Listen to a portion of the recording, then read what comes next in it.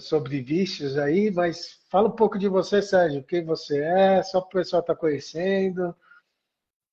Tá. Bom, meu nome é Sérgio Mendonça, eu sou especialista em dependência química, sou dependente químico também, em recuperação há quase 20 anos, que eu vivo a sobriedade.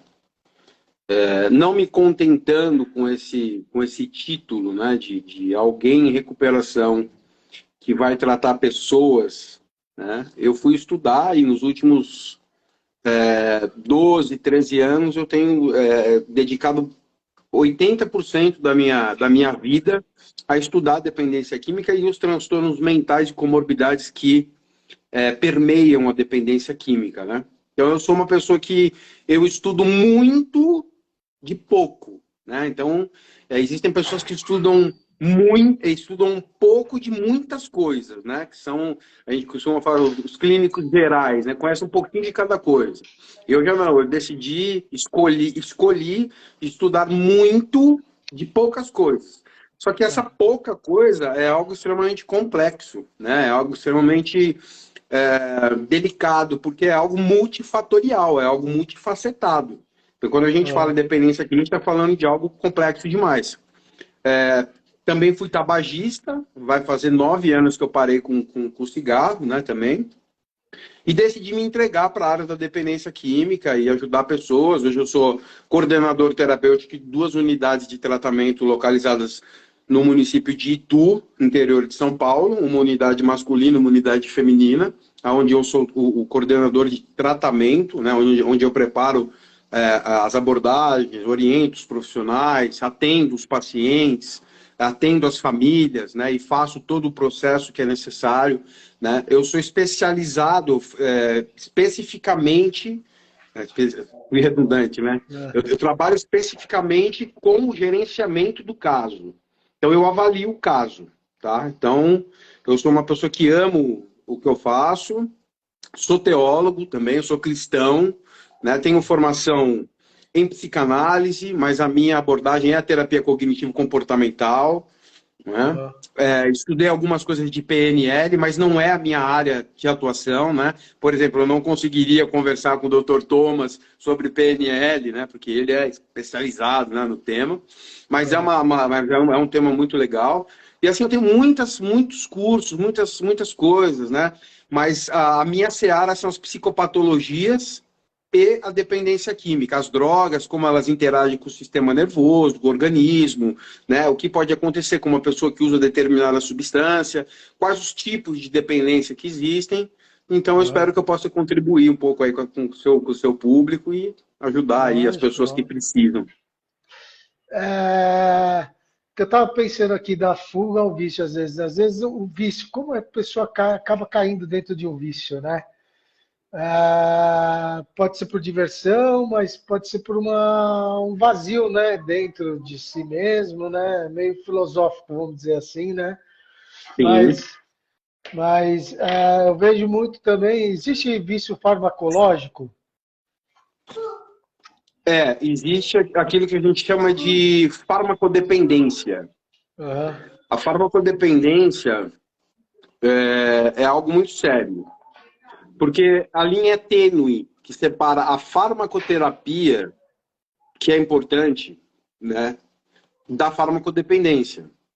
Porque quando a gente fala, por exemplo, dos tarjas pretas, né, Rivotril, clonazepam, alprazolam, a gente está falando de substâncias com alto potencial dependógeno, substâncias que vão gerar dependência. Consequentemente, são substâncias, imediatamente são substâncias que geram muito prazer. E o dependente químico, ou o farmacodependente, dependente químico, eles são caracterizados por 2 padrões. Então, o que acontece? Por que pessoas que usam substâncias são chamadas de doentes? Porque usam droga? Não, não é por isso. Mas é porque a resposta do organismo diante do prazer é uma resposta compulsiva e obsessiva. Então, aí você me pergunta, pô, Sérgio, mas por que algumas pessoas podem beber, né? A maioria das pessoas sabem beber, né? E algumas não, por exemplo, né? Respondendo a sua pergunta dos sim, sim. remédios. Vamos. Por quê? Porque algumas não têm esse padrão compulsivo e obsessivo e outras têm. né? E quando a gente fala de remédio, tem pessoas que são catedráticas, principalmente aquelas que precisam de remédio. Eu já fui essa pessoa, eu precisei durante quase 2 anos tomar medicamento para insônia, né? Alprazolam e tudo, que são catedráticos em tomar ali a dose certinho, no horário certinho, mas tem pessoas que já não. Tem pessoas que tomam uma, se sente legal, toma duas, se sente legal, toma três, quatro, cinco, aí quando toma seis, e o problema das farmacodependências, né? É a tolerância. O organismo ele vai tolerando muito. Então, imediatamente, o indivíduo ele vai aumentando a dose, né?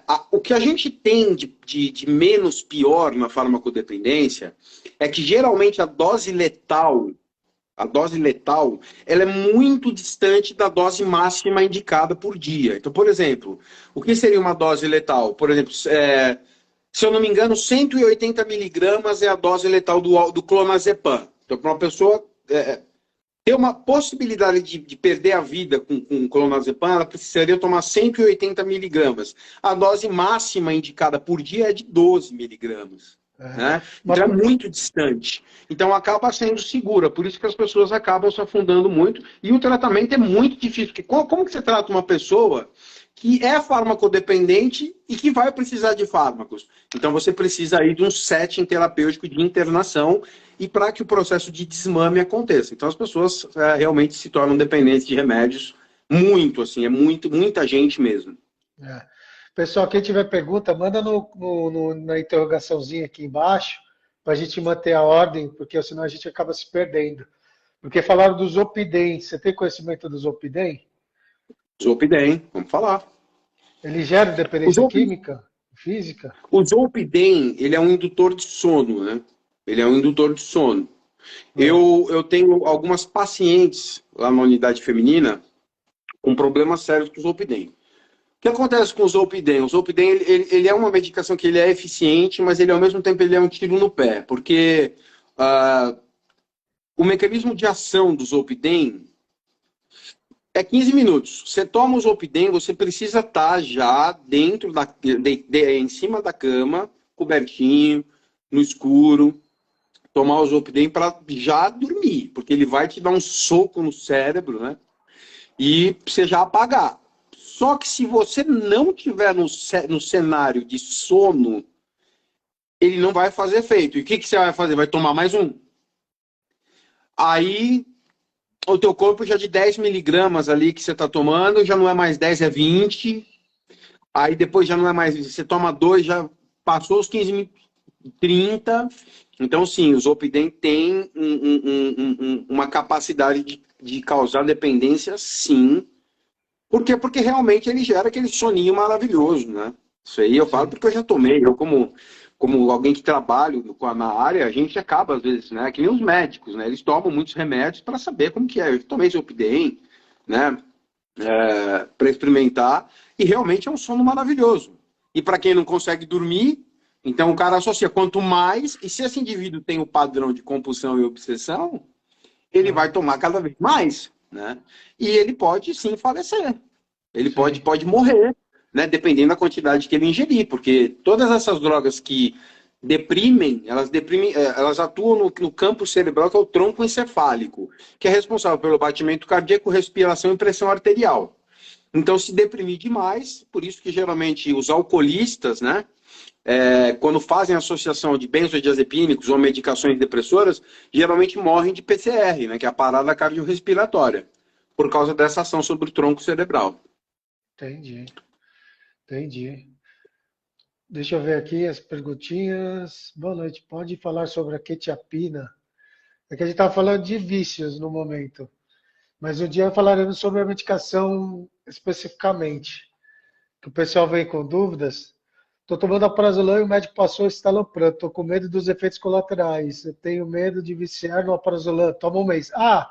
Tem um tempo mínimo de tomar a medicação? Porque tem gente que tem medo de tomar a medicação e fala, já estou viciada. Por exemplo, tomar Tem sim. Segurança, uma margem de segurança? Então, aí esse critério, Marcão, quem vai usar é o médico, né? Tá. É o médico. Ela perguntou do qual? Ela perguntou do alprazolam e do... Não, é que ela vai começar com esse Ela... talopram, que a Então, gente o toma aqui, né? escitalopram, eu preciso fazer um grande elogio, né? Eu sou extremamente fã do escitalopram, Aham. tá? Eu sou fã, é uma medicação muito segura e raramente, na minha experiência como profissional, eu vi alguém desenvolver problemas com esse Talopram. Esse Talopram é muito eficiente, é uma medicação realmente muito boa e segura. O alprazolam não é. O alprazolam ele vai causar problema, vai causar tolerância, a pessoa vai aumentar a dose e vai adentrar a ideia da farmacodependência. A farmacodependência. Quando a pessoa pode se considerar farmacodependente, assim, para ela Quando, ter uma noção, então, ela não consegue a ficar gente sempre sem. a gente sempre fala de critérios diagnósticos, né? Aham, Então, como que a gente identifica isso? A gente vai identificar isso, desejo incontrolável de fazer o uso do medicamento, falta de controle sobre a quantidade da medicação, ou seja, a pessoa já não respeita mais a orientação médica, a prescrição, né? Ah, toma 3 miligramas, tal, ou 2 comprimidos, a pessoa já não respeita mais, ela toma a dose que ela quer, né? Síndrome de abstinência durante uma tentativa de interromper o uso, né? E aham. compulsão e obsessão pelo uso da medicação e a fissura também. Então, esses são os critérios que vão colocar o indivíduo. Então, o que acontece? Respondendo claramente a pergunta, quando que você identifica que houve a instalação da dependência, da farmacodependência? Quando você tira a medicação, a pessoa tem a síndrome de abstinência e por causa do mal-estar gerado pela síndrome de abstinência, a pessoa retorna ao uso da medicação. Aí a gente está lidando com um grau de farmacodependência. Claro que vai precisar estudar o caso, entrevistar a pessoa, para saber certinho qual o nível, né, o grau da Sim. farmacodependência. Mas se acontecer isso, ela já está dentro do espectro da farmacodependência. E é possível sair, né? É possível trazer para o pessoal aqui que, assim, se está no momento de farmacodependência, é possível sair, dá para superar, né? Sim, claro, totalmente possível, totalmente, é totalmente. O que a gente geralmente faz, né? Geralmente a gente tem que ser feito o desmame, né? A redução gradativa da quantidade ingerida por causa da síndrome de abstinência, né? E a pessoa precisa necessariamente, né? Buscar outras fontes, exercício físico, né? Exercício físico é assim sensacional, porque os exercícios eles ativam, eu até brinco que são os antidepressivos endógenos, né? Então a endorfina é maravilhoso. Depois que você faz uma bicicleta ergométrica, até que aqui atrás eu tenho uma aqui que às vezes eu pedalo um pouquinho, Aham. né? Às vezes ativa a endorfina, né? A gente tem a anandamida, né? Que é produzida pelos receptores canabinoides, que a gente já tem no nosso cérebro, que é o hormônio da alegria, né? Então, é totalmente possível, né? E a parte mais importante é o indivíduo ele encontrar prazer em outras coisas da vida e entender através da conscientização.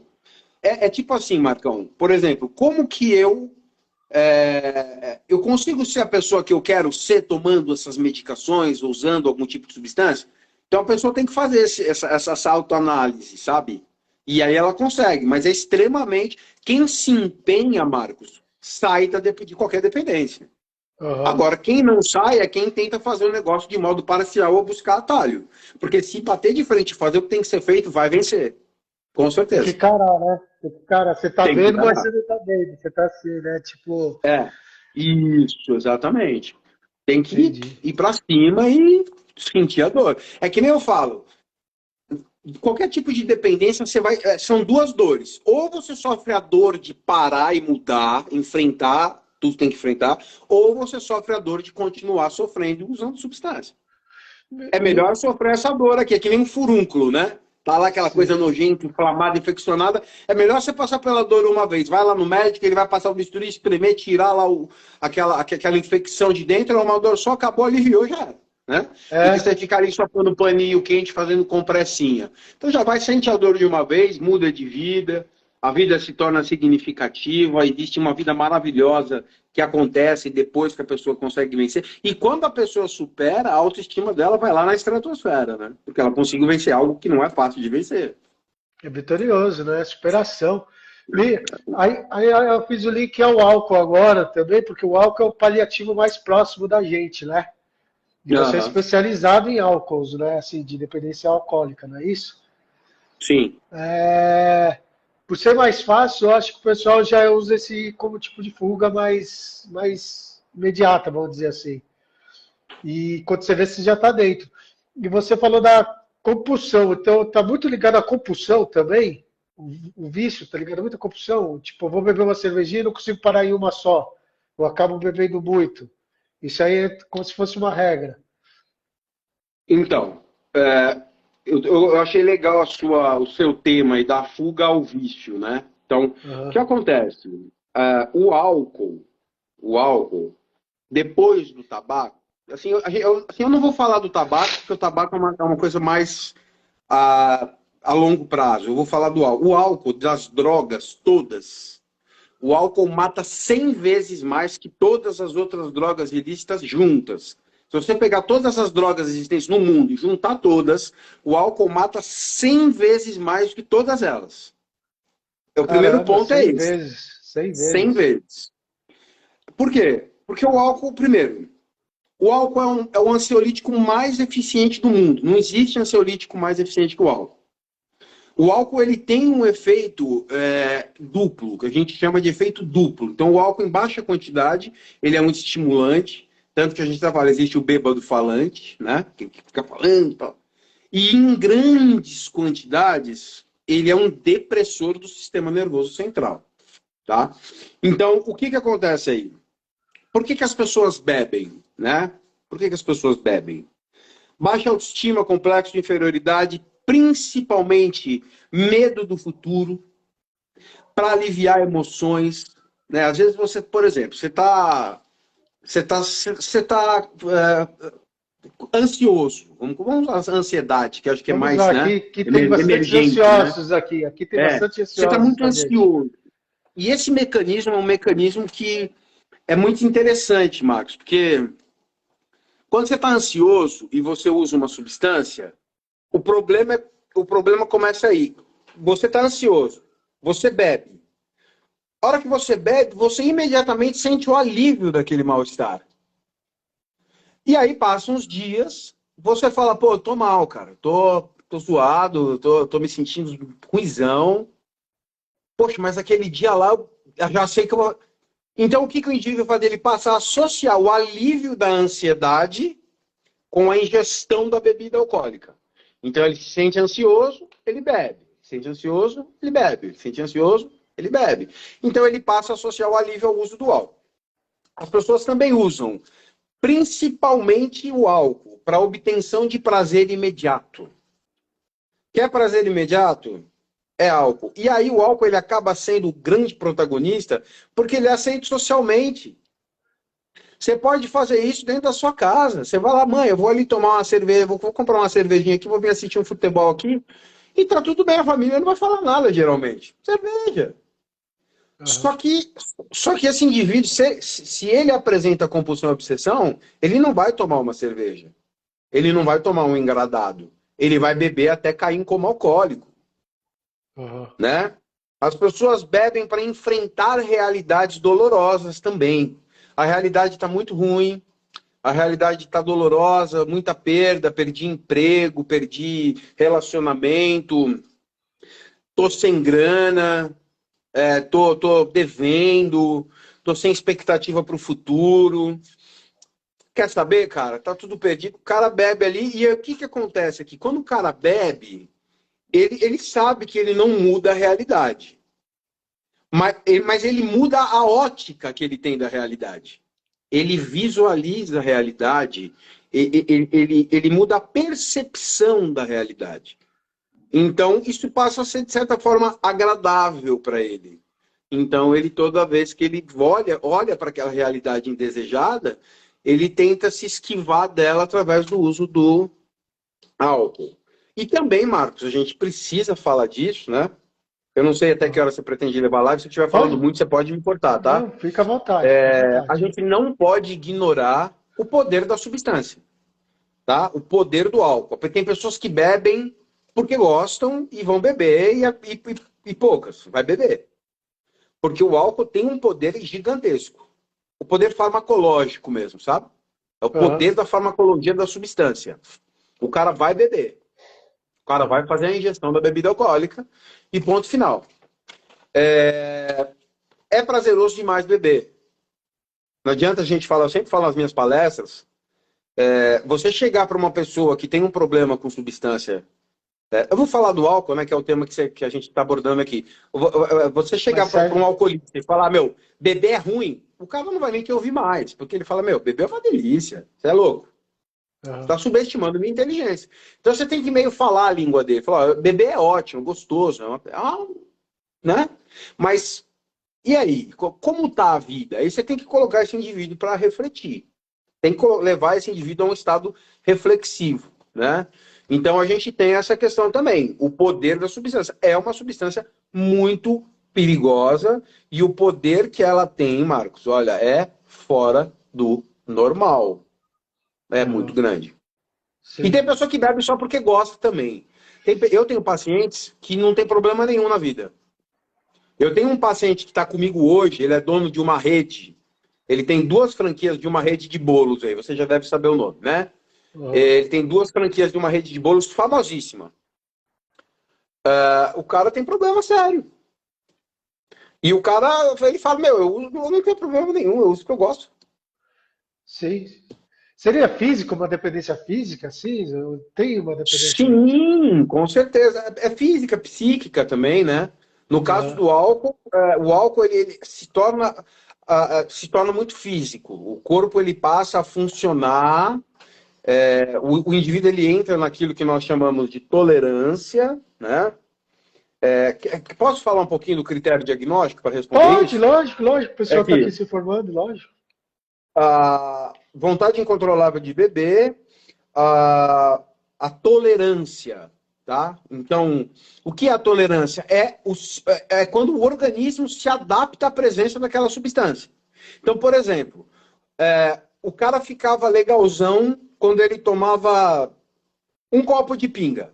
Um copo americano de pinga, ele ficava 2 horas legal, bem, né, animadão.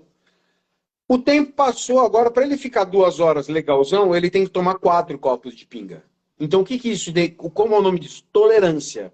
Ou seja, o indivíduo ele precisa fazer o uso de doses gradativamente maiores para a obtenção dos mesmos prazeres que ele conseguia com doses menores. Aí a gente começa a já ver a dependência alcoólica colocar a cabecinha para fora aí. Ela já está se Sim. mostrando, está se exibindo.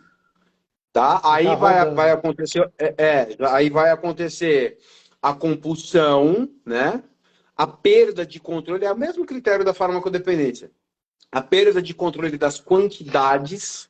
Não é mais aquela coisa, vou sair com a minha noiva, vou tomar, a gente vai comer, a gente vai ali em São Roque, no queijo e vinho ali, a gente vai comer uns queijos e tomar 2 taças de vinho, 3, ou vamos para Campos do Jordão, vamos tomar uma garrafa de vinho no friozinho, não é mais isso.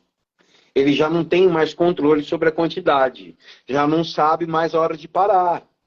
Ele já não consegue mais, já perdeu os mecanismos de defesa, noção da quantidade. Então aí a gente já começa a entender que o indivíduo ele está com os critérios diagnósticos. Então, o álcool ele vai fazer um estrago físico gigante, Marcos, gigante. Não existe um único órgão do nosso corpo que não seja destruído pela Aham. bebida alcoólica, tá? O fígado mais, sim, muito embora 75% do álcool ingerido seja absorvido pelo intestino, tá?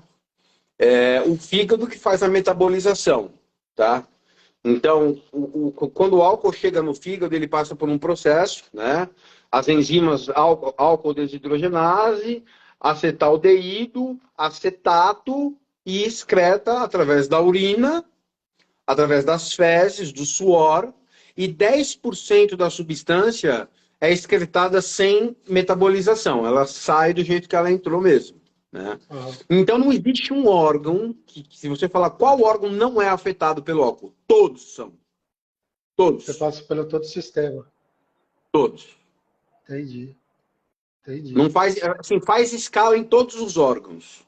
Por exemplo, eu vou dar um exemplo simples aqui da cocaína e do crack. Por exemplo, é a mesma droga, né? Cocaína e crack é a mesma droga, só muda a via de administração. Quando o indivíduo usa a cocaína via nasal, a cocaína ela passa entra na corrente sanguínea, aí ela passa pelo fígado e pelos rins, o processo excretor acontece ali já, 80% da substância já é metabolizada e só de 15 a 20% atinge o sistema nervoso central. Ou seja, a cocaína via nasal, ela faz escala nos rins e no fígado e é excretada.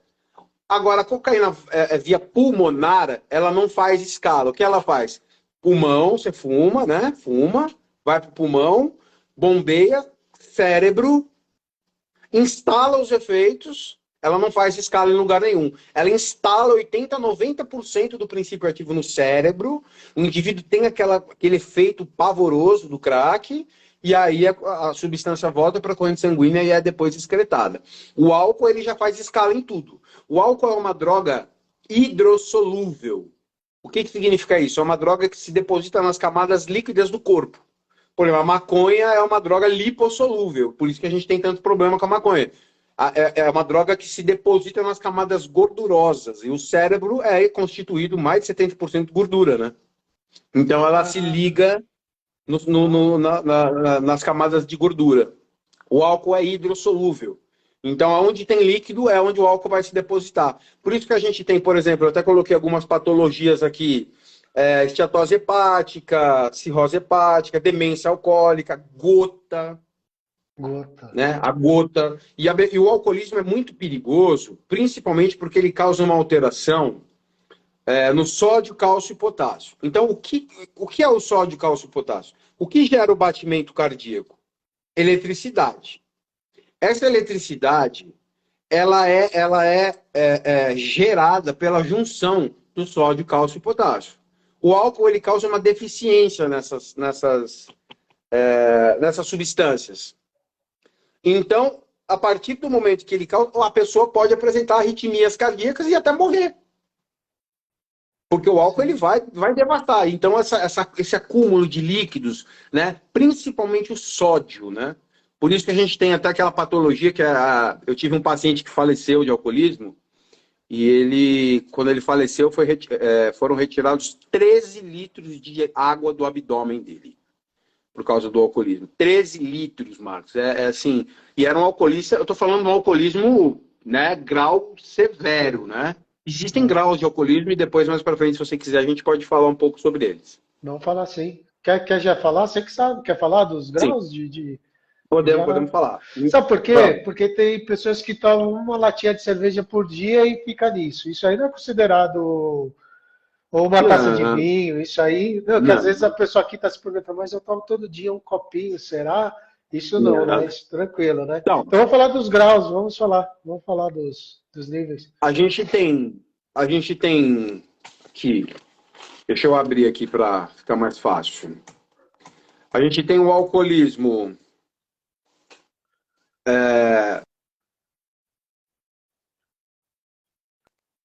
do uso experimental. É aquele uso simples, comum. É o uso que é esse que você falou. 2 latinhas de cerveja, né? E essa definição que eu vou passar para vocês aí agora, ela é uma definição até jovem, né? Então a gente tem um tipo de alcoolismo aqui, eu vou tentar explicar de modo bem didático. Sim, aqui é... Se eu tiver, você pode me interromper a hora que você precisar. Então a gente tem os conceitos. Esses conceitos, eles são novos. É um conceito novo, né? Diante do alcoolismo, né? Que é milenar, né? A gente tem o alcoolismo alfa. O que é o alcoolismo alfa?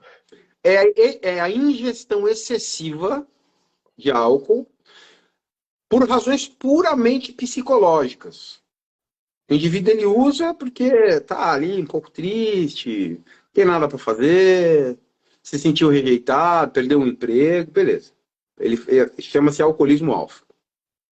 A gente tem o alcoolismo beta, que é a injeção excessiva, que levou a danos devido ao álcool, como polineurites, gastrite, cirrose, hepatite, sem sinais de dependência. Aqui a gente chama de usuário problemático, ou seja, é um indivíduo que já apresenta problemas, mas ele não bebe todos os dias, mas esse indivíduo já teve problemas devido ao uso eventual de modo excessivo.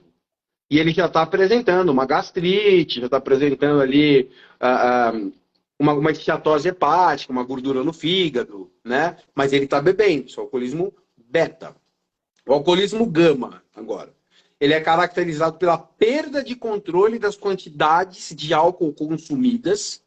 Então o cara ele já não consegue mais controlar a quantidade. Com evidência de tolerância, né, que a gente falou agora há pouco, e abstinência. Então agora a gente tem já a gente já regala o olho já. Então a gente já tem duas evidências de dependência: tolerância e síndrome e abstinência. Então quando tira a droga, o álcool desse indivíduo, o indivíduo se sente ali totalmente desajustado. Essa forma pode ser considerada já muito próxima à dependência.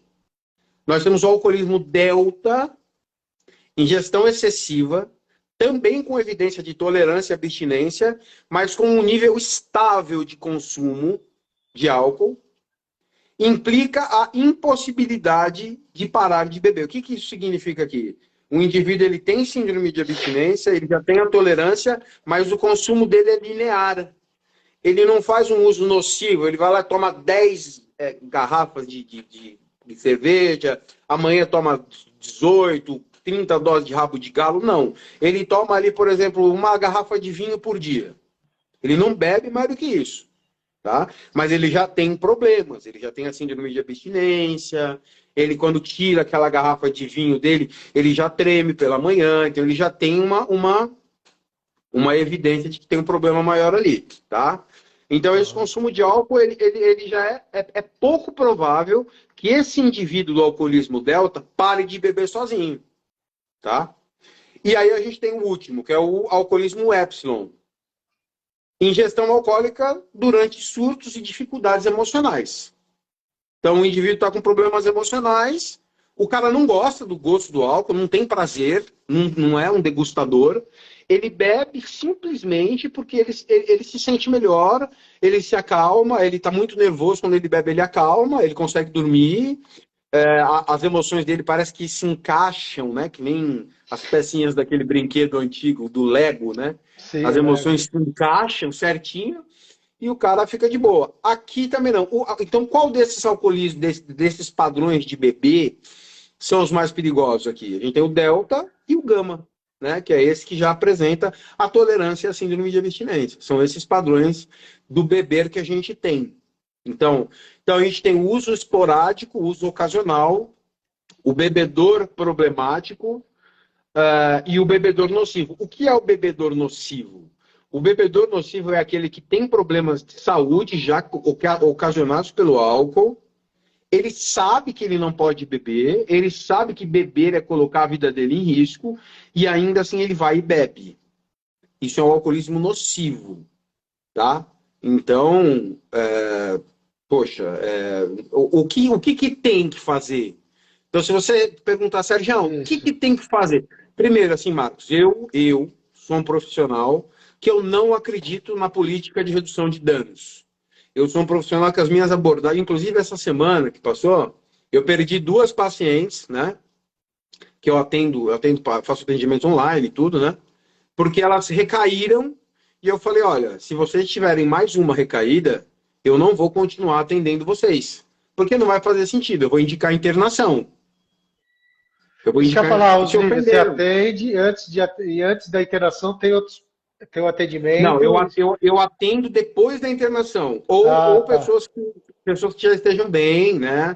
Então, no caso delas, elas violaram a abstinência e se perderam. Eu falei, olha, eu vou fazer mais uma tentativa, Vamos fazer mais uma tentativa nas abordagens terapêuticas, mas se você violar a abstinência de novo, eu vou indicar a internação, porque eu não vou poder continuar te acompanhando, porque senão eu estarei sendo conivente com a sua autodestruição. Esse é um posicionamento profissional meu. Sim, Cada sim, profissional sim. pode se posicionar como quer. E eu não acredito em redução de danos. Se você me perguntar o que funciona no alcoolismo, parada total. Por quê? Por causa da compulsão e da obsessão.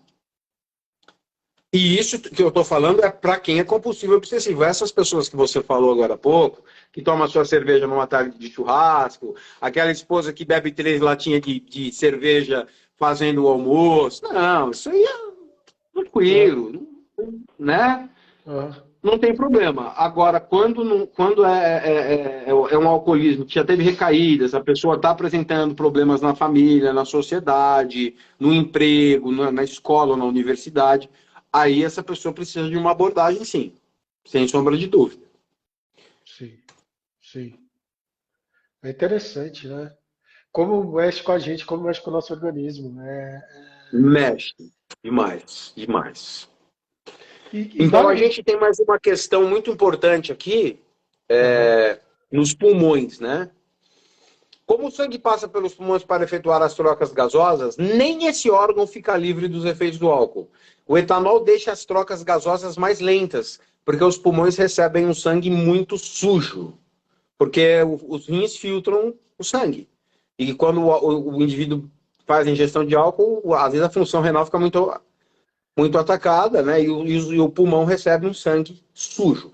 O resultado disso é uma respiração lenta, fazendo a pessoa sentir dificuldade para respirar, e por isso também que o bafômetro capta o álcool ingerido que ainda está na Isso que eu ia falar, a circulação. gente bebe, mas pelo bafo de onça, né? Que fala, cara, "Ih, bafo de É, pingoço." É porque inala, né? Sai, né? Engraçado, até o pulmão. é uma forma de excreção também. Está saindo, né? Tá Ixi, foi indo pra fora, embora. né? Você falou, pro suor, por tudo que é forma, né? É. E o suor, se Interessante. você pega, o suor é um suor bem fétido, né? Uma coisa bem. É muito triste, né? É muito triste. Eu já peguei todos os casos que você imaginar.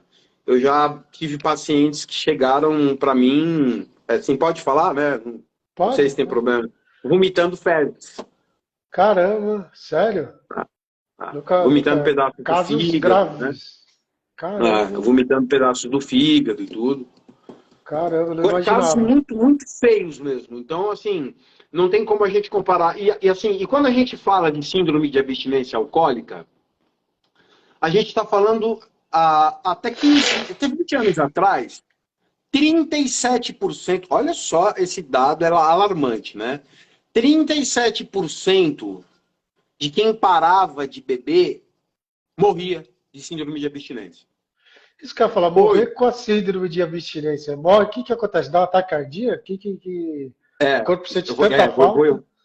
vou te explicar isso tudo agora certinho. Legal. Então, 37% morriam quando paravam de beber. Porque o que o álcool é? Qual a principal propriedade? Ansiolítico. Então, se você tira o álcool, o que a pessoa fica? Ansiosa. Né?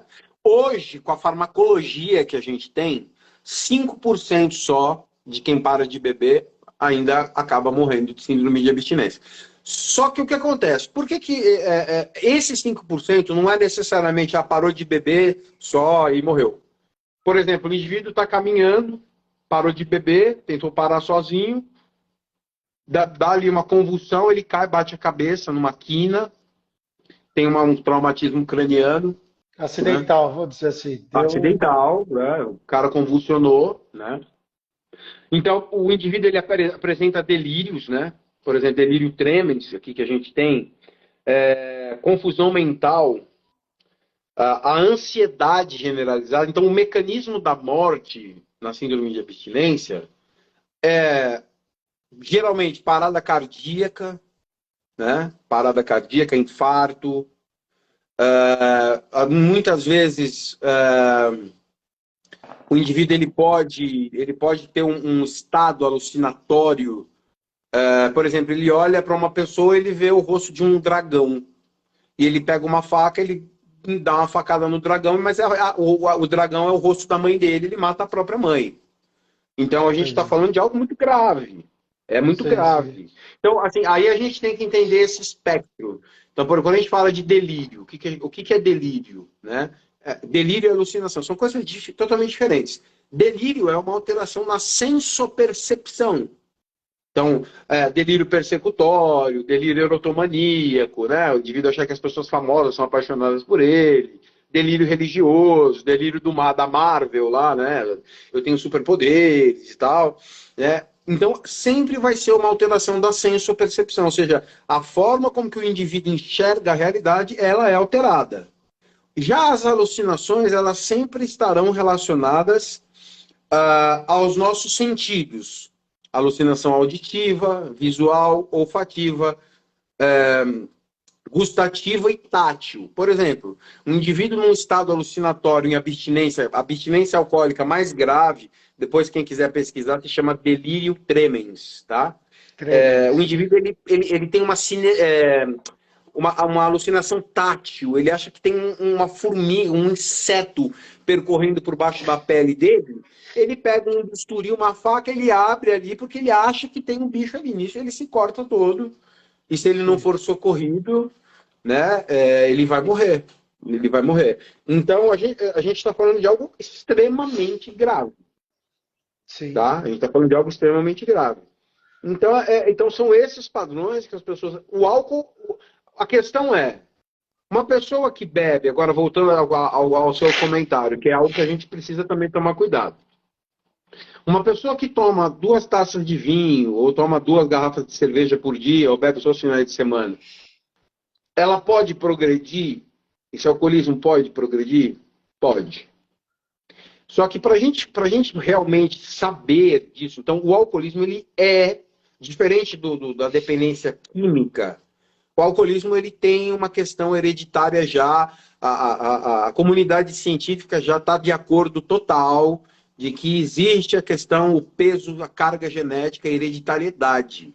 Só que ainda assim, só a hereditariedade, para determinar se uma pessoa vai ser... Eu sou alcoolista, meu filho vai ser alcoolismo, ainda a hereditariedade ela é frágil para determinar se esse indivíduo vai, se esse filho vai ser dependente alcoólico também. Por quê? Vai depender do ambiente que essa criança vai estar inserida, vai depender das emoções, né? Não só da biologia, então, biopsicossocial, comportamental e espiritual. A gente não pode ignorar a espiritualidade dentro da questão do tratamento do alcoolismo. Existe sim uma questão que aí a gente deixa isso para outro momento, né? Claro, que é muito complexo, né? Uhum. Falar da espiritualidade que permeia a dependência alcoólica, a gente pode marcar isso para outro momento, né? Então, a gente entender essa questão biopsicossocial, comportamental e emocional. Então, só a biologia, às vezes o indivíduo ele tem a predisposição genética, mas ele está num meio que não é favorável para ele beber. Ele está num meio religioso, ele está num meio agradável, estudioso, um meio de pessoas de boas influências. Então, dificilmente esse indivíduo vai beber só por causa da biologia, só por causa da carga genética, entendeu? Entendi. Mas pode Entendi. progredir. Como envolve diversos fatores, né?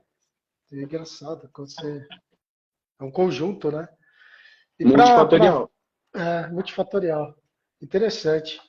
E para finalizar, tem, isso que eu falo, trazer esperança. Quem está precisando de ajuda, procurar um profissional. Existe tratamento farmacológico para ajudar a superar essa situação. Porque a clínica, muitas pessoas têm, vamos falar, não tem condições. Qual seria o início? Vamos dizer assim, Sérgio, qual seria o início para uma pessoa que precisa de ajuda? É se aceitar. Certo. Você fala do tratamento, como Pode começa. ser, tanto faz, pode ser É, como a pessoa pode O, iniciar esse o tratamento, tratamento. a gente tem alguns eixos, né? Então, eu vou falar do meu eixo, que é a minha abordagem, Vai tá? ficar salva, Satori. É, Satori. internação. Então, o indivíduo foi internado. O que a gente faz? O paciente chegou aqui para mim. A ambulância parou ali agora, chegou um paciente para mim. Ele vai ser colocado, vai ser, né, bem Sim, instalado num quarto, bacaninha, com televisão, bonitinho. Começa o processo de desintoxicação. No terceiro dia que ele está na clínica, ele passa com a médica psiquiatra. A psiquiatra vai fazer uma avaliação, vai entrar com uma farmacologia de proteção, um anticonvulsivo, um ansiolítico. Geralmente é isso, tá? Para evitar o fato de o indivíduo apresentar uma convulsão, não dormir, ficar cada vez pior. Então, a gente instala a abstinência no indivíduo, a gente gerencia a síndrome de abstinência, tá? Vamos imaginar um caso grave, o indivíduo está tremendo ali, né? Vai entrar com medicações para os tremores, tudo certinho. Instalou a abstinência, isso a gente fala de 7 a 14 dias. Isso que eu ia Não perguntar, 7 apresentou a 14 síndrome dias? de 7 a 14 dias. Não apresentou síndrome de abstinência nesse momento, dificilmente ele vai apresentar depois. A síndrome significa conjunto de sintomas, conjunto de sinais e sintomas. Se ele não apresentar de 7 a 14 dias, ele dificilmente vai apresentar. Mas a gente gerencia isso, a gente presta atenção nisso, tá? Instalou a abstinência, o indivíduo está tranquilo, está de boa, a gente vê o que sobrou, a gente aí eu faço a anamnese terapêutica para ver se esse indivíduo apresenta alguma patologia, alguma comorbidade, né? Porque a comorbidade é uma outra morbidade como consequência do alcoolismo, uma esquizofrenia, uma bipolaridade, depressão, enfim. Aí a gente começa o processo que a gente chama de psicoeducação. A gente começa a ensinar para o paciente o que é o alcoolismo, como ele faz para sair do alcoolismo e como ele faz para prevenir recaídas. Isso é a psicoeducação. Em seguida, dentro da própria psicoeducação, a gente vem com a conscientização do problema, de que ele tem um problema, de que o problema é um problema com compulsão e obsessão, ele precisa se manter longe da droga. Aí a gente entra com a motivação, né? Motivar o indivíduo, buscar motivos para não beber, buscar motivos para permanecer em sobriedade, buscar motivos para, né, ser um ótimo filho, voltar a ser aquele marido maravilhoso.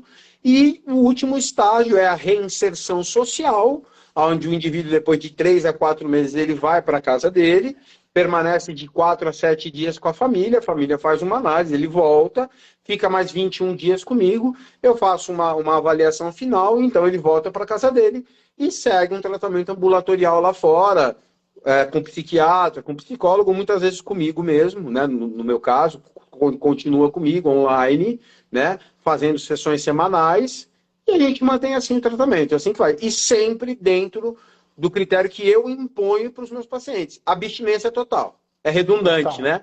Mas Não, é mas abstinência total. porque Não tem tem gente que fala de barganha comigo, assim. recaídas, né? Fala de recaídas, parece que traz como É, normalizar a recaída, isso só piora, né? exatamente. Então, é basicamente o tratamento gira em torno disso. Ah, pode ser que alguns tenham que tomar remédio pro resto da vida? Sim, pode ser que sim. Eu sempre falo, remédio não tem problema tomar. Pode tomar, só que tem que respeitar a prescrição, os horários. Remédio é qualidade de vida, meu. Se necessário, Sim, vamos tomar. Não tem sim. problema nenhum tomar remédio. É. Né? Se vai te trazer qualidade de vida, vai fazer você se sentir melhor, vamos tomar, pô. Vai ser muito bom. Um dia eu vou trazer mais sobre os farmacológicos também, mas eu acho que sobre o alcoólico amplia bastante o nosso horizonte também e nossa volta, né? É que aqui muitas pessoas falam do clonazepam, né? Do Rivotril, que se sente dependentes do Rivotril.